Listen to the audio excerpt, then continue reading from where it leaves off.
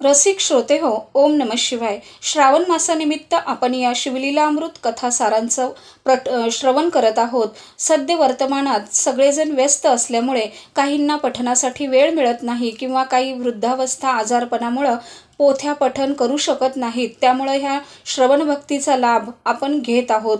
तर आज आपण शिवलीलामृत या अध्यायातील 3रा अध्याय ऐकणार आहोत. यामध्ये कर्मफलाची माहिती दिलेली आहे आणि त्याबरोबरच गोकर्ण महाबळेश्वराची स्थापना आणि ती कथा ही छोट्याशा स्वरूपामध्ये दिलेली आहे. तर आपण ऐकूयात कथा. इक्ष्वाकू कुळातील मित्रसह नावाचा एक पराक्रमी राजा पृथ्वीवर राज्य करत होता. तो खूप शूरवीर आणि धाडसी होता आणि एकदा तो शिकारीसाठी जंगलात गेला असताना त्याने अनेक पशु मारले. राजाने जे पशु मारले त्यात एक राक्षस सुद्धा होता. अतिशय शक्तिशाली असलेल्या त्या राक्षसाला राजाने सोडलेला बाण वर्मी लागला आणि तो तात्काळ मरण पावला. राक्षसाचा एक भाऊ दुरूनच त्याच्याकडे बघत होता. माझ्या भावाला निष्कारण मारणाऱ्या राक्षसाचा मी सूड घेईन असे त्याने मनात प्रतिज्ञा केली.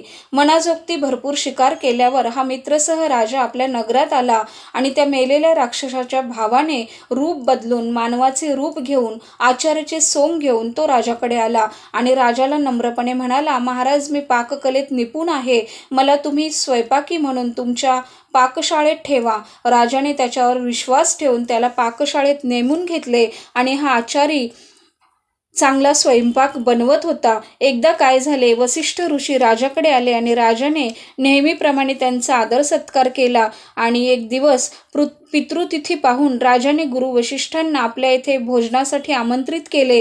आचार्याचं काम करणाऱ्या राक्षसाला ही संधी आयती चालून आली आणि त्यानं या एका माणसाला ठार मारलं आणि त्याचं रक्तमांस भाज्यात मिसळून उत्तम प्रकारचा स्वयंपाक केला आणि वसिष्ठ मुनींना जेवायला बसलं असता त्या भाज्या वाढल्या. वसिष्ठ मुनी त्रिकालज्ञानी होते. भाज्याकडे बघताच त्यांनी हा प्रकार ओळखला. त्यात नरमांस आहे हे त्यांनी बघितलं आणि ते संतापले आणि त्यांनी रागामध्ये राजाला शाप दिला की, राजा, मी राक्षस आहे असं तुला वाटलं का? मला येथे आदराने बोलून तू मला नरमांस खायला देतोस का? अरे पाप्या, आता तू राक्षस हो आणि ज्या ठिकाणी कधीही काही खायला मिळणार नाही त्या ठिकाणी तू संचार कर. मित्रसह राजा नम्रपणे ऋषींना म्हणाला, महाराज, मी जाणून बुजून आपल्याला नरमांस कसे वाढीन? मग त्याने शिपायाकडे बघितले. शिपाई, तो नवीन आचारी कुठे आहे असे त्याने विचारले. सेवकांनी लगेच धावत पाकशाळेत जाऊन त्या आचार्यास बघितले, पण तो पळून गेला होता. या प्रसंगानं राजाही संतापला. आपण याबाबत अज्ञानी आहोत, निर्दोष आहोत आणि आचार्याचा दोष असताना गुरु वसिष्ठांनी आपल्याला शाप दिला म्हणून राजाला गुरुचा राग आला आणि तो उलट हातामध्ये पाणी घेऊन गुरुला शाप देऊ लागला. त्यावेळेला राजाची राणी पट्टराणी ती राजाला म्हणाली की, शिष्याने गुरुला शाप देणं हे चूक आहे. तेव्हा राजाला आपली चूक कळली आणि तो म्हणाला की, मला तुझं बोलणं पटतं, परंतु मी शाप देण्यासाठी उचललेलं पाणी जर जमिनीवर टाकलं तर पृथ्वी पार जळून जाईल आणि मग आपण काय करावं? तेव्हा राजा विचार करून राजाने आपल्याच पायावर ते पाणी घेतलं. त्यामुळे त्याचे पाय काळे झाले आणि गुरुच्या शापामुळे राजा राक्षस बनला. त्याच्या काळ्या पायावरून त्याचे नाव कल्पशपाद असे पडले. आत्तापर्यंत गुरु वसिष्ठांनाही विश्वासघाताना हा झालेला प्रकार सगळा कळला. त्यांचाही राग कमी झाला आणि मग राजा, माझे एकदा उच्चारलेले शब्द खोटे ठरणार नाहीत असे वसिष्ठ म्हणाले. पण 12 वर्षानंतर तू राक्षस योनीतून पुन्हा मनुष्य योनीत येशील आणि आपल्या राज्यामध्ये परत येशील असा उशाप वसिष्ठांनी दिला. ऋषी राज्याच्या घरातून निघून गेले. राजा मित्रांसह मुनीच्या शापाप्रमाणे कल्पशपाद राक्षस बनून रानात निघून गेला. त्याला अतिशय भूक लागली होती आणि तो दिसल ते प्राणी उचलून तोंडात टाकत होता. जाता जाता त्याला रस्त्यात एक छोटासा कोवळा ब्राह्मण आपल्या नवीन वधूसह बसलेला गप्पा मारण्यात दंग असलेला त्याला दिसला आणि राक्षसाने झडप घालून आपल्या पंजामध्ये त्या ब्राह्मण कुमाराला पकडलं.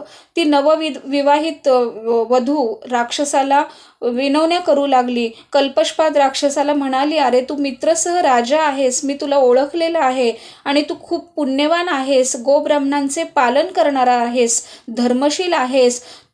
मी तुला विनंती करते की तू असे करू नको आणि ब्रह्महत्येचं पातक तू घेऊ नको. परंतु राजानं राक्षसानं आपल्या क्रूरपणानं त्या ब्राह्मणाला खाऊन टाकलं. त्यावेळेला त्या नवविवाहित पत्नीने त्या राक्षसाला शाप दिला की तू मला खाऊन टाकले, तू माझ्या पतीला खाऊन टाकलं आहेस, तर मी तुला शाप देते की ज्या वेळेला तू तुझ्या राज्यामध्ये 12 वर्षांनी परत जाशील आणि त्यावेळेला पट्टराणीसोबत असशील, तेव्हा तुला तुझं खरं सुख मिळणार नाही. त्यामुळं राजा परत नगरात आला आणि पट्टराणी मदयंती मोठ्या आनंदाने त्याचं स्वागत केलं. त्या सगळ्या राज्यकर्त्यांनी सगळ्यांनी स्वागत केलं प्रजेने. आणि मग राजा मात्र दुःखी होता आणि जंगलात घडलेली हकीकत त्यानं आपल्या पत्नीला मदयंतीला राणीला सांगितली. हे ऐकल्याबरोबर राणी वशात हाहाकार माजला. आता राजाचा वंशवेल कसा वाढणार? सर्व सुखे आता राजाच्या समोर असताना तो त्याचा उपभोग कसा घेणार? राजाला मऊ शय्या असली तरी अग्नीसारखी दाहकता जाणवत होती आणि राणीला शोक झाला. तेव्हा राणीने राजाला म्हटले, नाथ, आपण आपले ब्रह्मचर्य पाळून आपल्या प्राणांचे रक्षण करा, पण आम्हाला सोडून निघून जाऊ नका.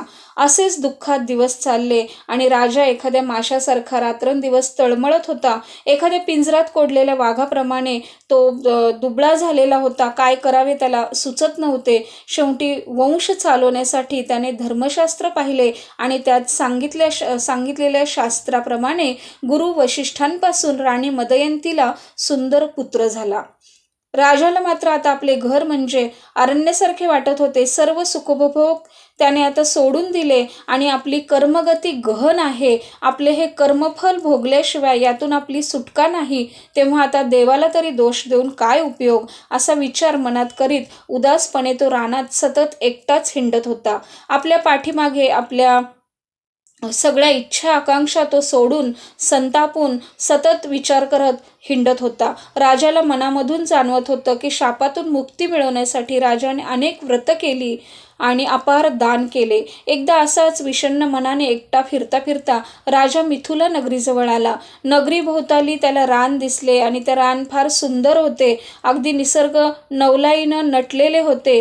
आणि त्या सगळ्या वातावरणामध्ये भुकेल्या माणसासमोर एकदम गरमागरम उत्तम असे खिरीचे भोजन यावे, तसे मरणाऱ्याच्या तोंडात अमृत पडावे, अशा प्रकारानं त्या ऋषीश्रेष्ठ गौतम मुनी राजाला भेटले आणि आपल्या शिष्यांसह ते उभे येऊन राजासमोर उभे झाले आणि राजाने त्यांना साष्टांग नमस्कार केला. अशा तऱ्हेने समोर आलेल्या राजाला मग गौतम ऋषींनी त्याच्या राज्याचे प्रजेचे कुशल विचारून घेतले. राजा नम्रपणे म्हणाला, मुनिराज, आपल्या कृपेने माझ्या राज्यात सर्व काही चांगले आहे. सर्वजण आपापले काम अगदी निष्ठेने आणि जीवापाड मेहनतीनं करत आहेत, पण मी मात्र दुःखी आहे. नंतर राजाने वशिष्ठ ऋषींना दिलेला शाप आणि त्या ब्राह्मणाची हत्या केलेलं सर्व काही हकीकत गौतम ऋषींना सांगितली. ती ऐकून गौतम ऋषी म्हणाले, राजा, मी आत्ताच गोकर्ण क्षेत्रातून इथं परत आलेलो आहे. भगवान शंकर पार्वतीसह ओंकार रूपाने वास्तव्य त्या ठिकाणी करत आहेत. भगवान विष्णू सुद्धा आपल्या प्रिय पत्नीसह त्या ठिकाणी तपश्चर्या करीत आहेत. तेथील अप्रतिम अशी शोभा वर्णन करण्याचं सामर्थ्य आज तरी माझ्याजवळ नाही, पण सर्व देवदेवता तेथे राहत आहेत. सर्व ऋषी तेथे इष्टदेवता प्रसन्न करण्यासाठी तप करीत आहेत. नारद, तुंबर तेथे शिवलीलाचे अतिशय आनंदाने गायन होत आहे. ऋषींचा सारखा मंत्रघोष सुरू आहे.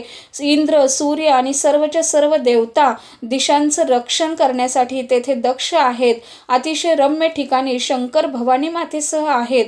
अष्टसिद्धी अहोरात्र राबत आहेत. राजा, मी सुद्धा पुष्कळ काळ तेथेच राहत असतो. इतर क्षेत्रात लाख वर्षे अतिशय उग्र अशी तपश्चर्या करून जे पुण्य प्राप्त होऊ शकत नाही, ते पुण्य गोकर्ण क्षेत्रात केवळ 1 दिवस तप केल्यानं मिळतं. अमावस्या, संक्रांत, सोमवार आणि पर्वकाळी तेथे स्नान केले तर सर्व तीर्थात स्नान केल्याचं महान पुण्य मिळतं. लंकेचा महान राजा रावण, त्याचा महान पराक्रमी असा भाऊ कुंभकर्ण आणि अतिशय सात्विक गुणांचा दुसरा भाऊ बिभीषण यांनीही पूर्वी तेथे अनुष्ठाने केली. हे लिंग रावणाने कैलास पर्वतावरून येथे आणले असून स्वतः गणपतीने त्याची स्थापना या ठिकाणी केलेली आहे. त्याची कथा अशी आहे. आणि मग गौतम ऋषी राजाला कथा सांगायला सुरुवात केली की रावणाची आई अतिशय धर्मपरायण अशी स्त्री होती. शिवलिंगाची पूजा केल्याशिवाय आपल्या तोंडात पाणीही ती घेत नसे. 5 धान्यांचे पीठ एकत्र करून ती शिवलिंग बनवित होती आणि रावणाचे कल्याण व्हावे म्हणून रोज त्याची प्रार्थना करत होती. पण एकदा तिने केलेल्या 5 धान्यांचे शिवलिंग शत्रूंनी समुद्रात नेऊन टाकलं. त्या क्षणापासून रावणाच्या आईनं अन्नपाण्याचा त्याग केला. त्याबरोबर रावण आपल्या आईला म्हणाला, आई तू ह्या असल्या साध्या लिंगासाठी उपवास कशाला करतेस? थांब, मी तुझ्यासाठी कैलास पर्वतावर जातो आणि भगवान शंकराचे खरे आत्मलिंग घेऊन येतो.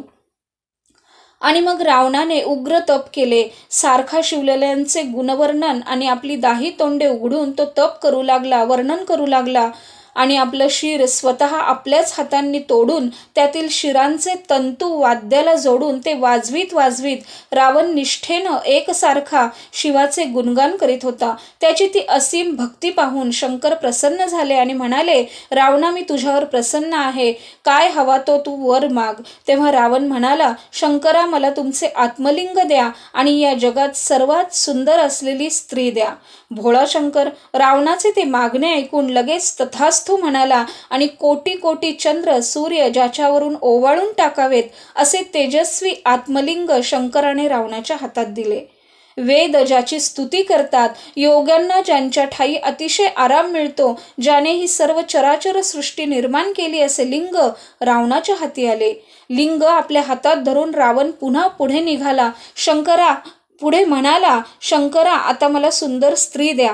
त्याबरोबर शंकर म्हणाले, अरे देवी पार्वतीसारखी सुंदर स्त्री या जगात दुसरी नाही. तिच्यासारखी एकमेवाद्वितीय अशी तीच. तिची प्रतिमा अगदी हुबेहूब तिच्यासारखीच ब्रह्मदेवालाही पुन्हा करता आली नाही. तेव्हा तू अपर्णेलाच तुझ्याबरोबर घेऊन जा.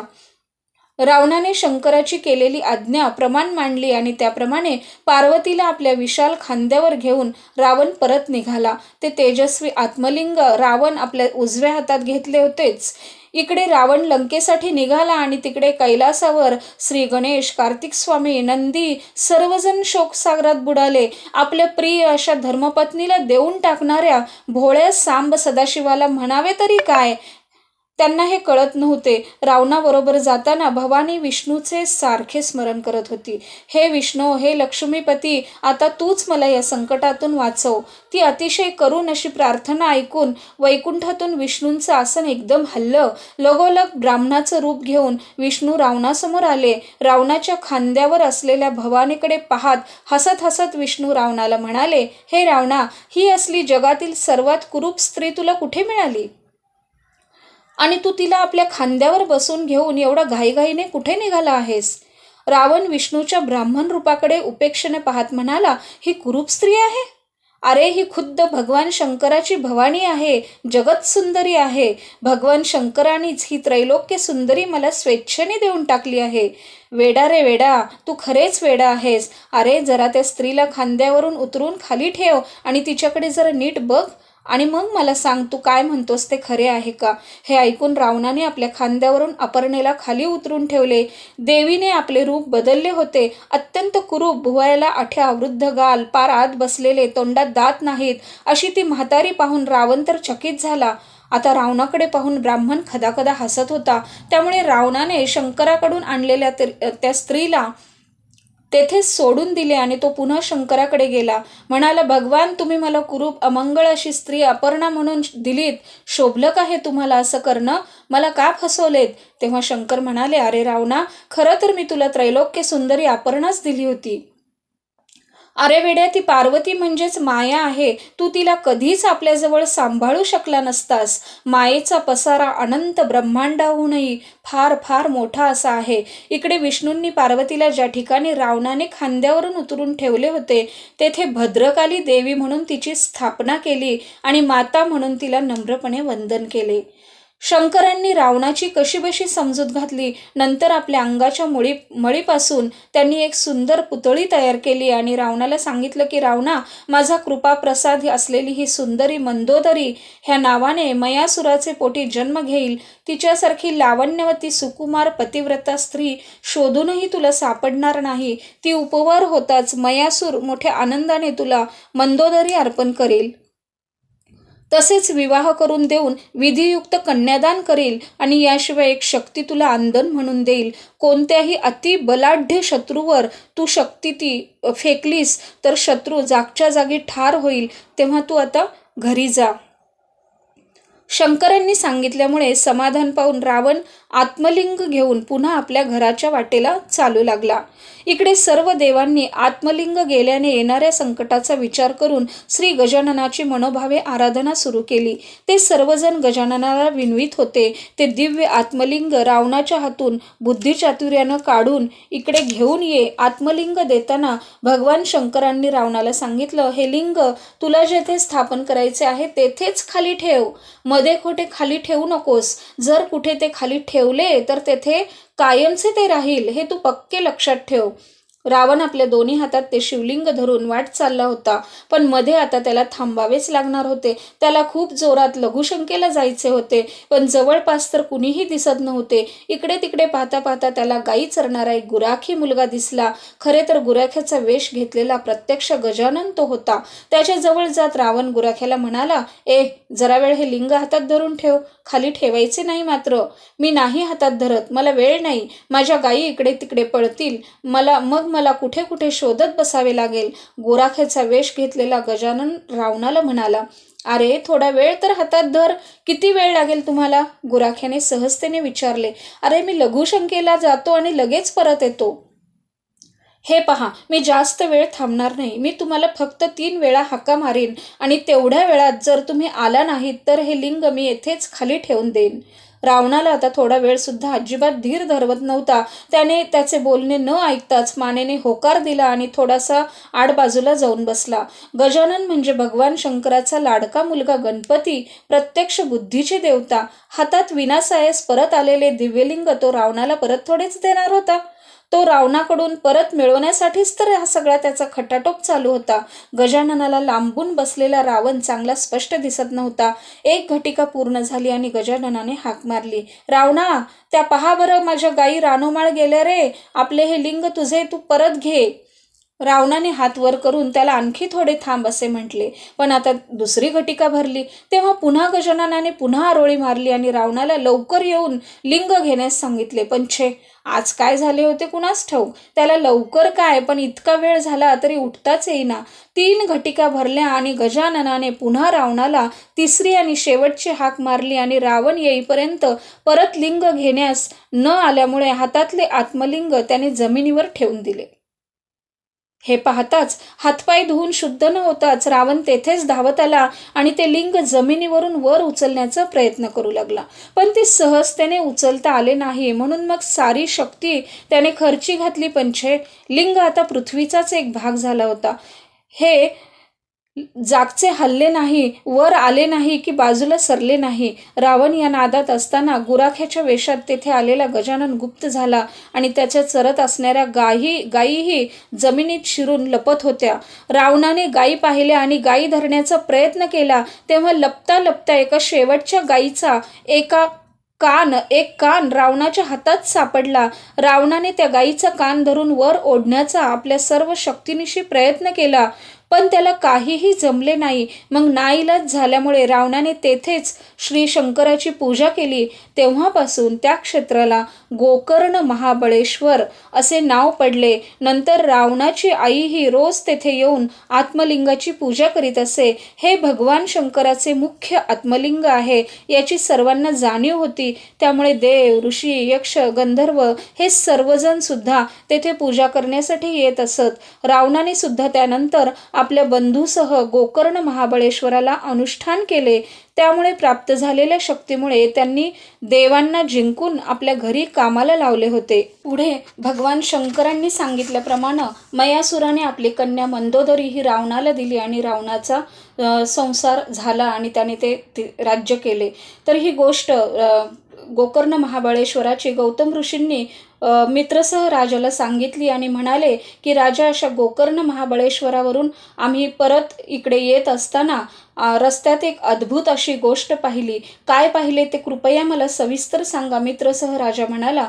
तेव्हा गौतम ऋषी म्हणाले की आम्ही रस्त्याने येताना एक अतिशय हलाहल झालेली, रस्त्याने भटकत असलेली स्त्री आम्ही पाहिली. तिची अगदी पूर्ण परिस्थिती विचित्र स्वरूपाची झाली होती. ती नरकयातना पृथ्वीतलावरच भोगत होती. परंतु काही काळानंतर तिला नेण्यासाठी विमान आले भगवंताचे कैलास पर्वतावरून. तर हे कसे काय घडले असं मित्रसह राजाने गौतम ऋषींना प्रश्न केला. तेव्हा गौतम ऋषी म्हणाले की गोकर्ण महाबळेश्वराला एक दिंडी चाललेली होती. त्या दिंडीमध्ये ही स्त्री सहभागी झाली आणि तिने सांब सदाशिव, सांब सदाशिव, हर हर महादेव असा नामघोष नकळत तिच्या मुखातून होत होता. आणि या सगळ्या चांगल्या दर्शनाने, स्पर्शनाने शिवलिंगाच्या तिला ते पुण्य प्राप्त झाले आणि तिची त्या सगळ्या पूजन, त्या सगळ्या हलाहलातून तिची सुटका झाली. गौतम ऋषींनी सांगितल्याप्रमाणे राजा मित्रसह लगेच गोकर्ण क्षेत्री जाण्यासाठी निघाला. शिवरात्रीला उपवास आणि जागरण करून त्याने दिव्य अशा शिवलिंगाची मनोभावे पूजा केली. त्यामुळे शंकर राजा मित्रसह याच्यावर प्रसन्न झाले. शंकरांनी राजाकडे कृपादृष्टीने पाहताच त्याच्या हातून घडलेले ब्रह्महत्येचे पातक नष्ट झाले. त्यामुळे राजा निर्दोष झाला आणि त्याला सद्गती प्राप्त झाली. तर आजचा हा अध्याय आपण ऐकलेला आहे. हे कथासार अगदी सोप्या भाषेत आपण ऐकलेलं आहे. तर या कथा आणि हा सगळा प्रयत्न आपल्याला कसा वाटतो नक्कीच कमेंट करून सांगा. बार्शी संचार यूट्यूब चॅनल सबस्क्राईब करा आणि आपलं मत खूप मोलाचं आहे. त्यामुळं नक्कीच पुढील अध्याय वाचण्यासाठी प्रेरणा मिळेल. त्यामुळे काय अनुभव येतो हे नक्की कळवा. उद्या भेटूयात पुढचा अध्याय घेऊन. तोपर्यंत हरिओम.